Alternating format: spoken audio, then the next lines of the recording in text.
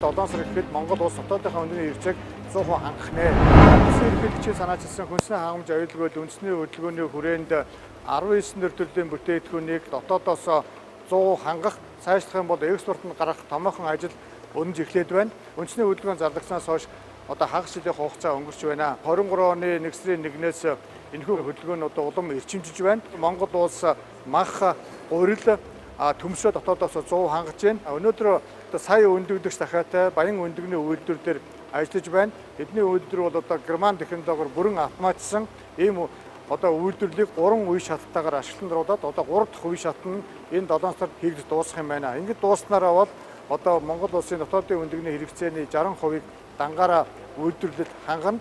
Ингээд бусад аж ахуйн нэгжүүдтэйгээ нийлээд Монгол улс дотоодынхаа өндөгний хэрэгцээг 100% хангах нэ. Ерөнхийлөгчийн санаачилсан хүнсний хангамж аюулгүй үндэсний хөдөлгөөнийг одоо амжилттай хэрэгжүүлэхэд баялаг бүтээгчид, үндэсний үйлдвэрлэгчид маш чухал үүрэг оройлтой.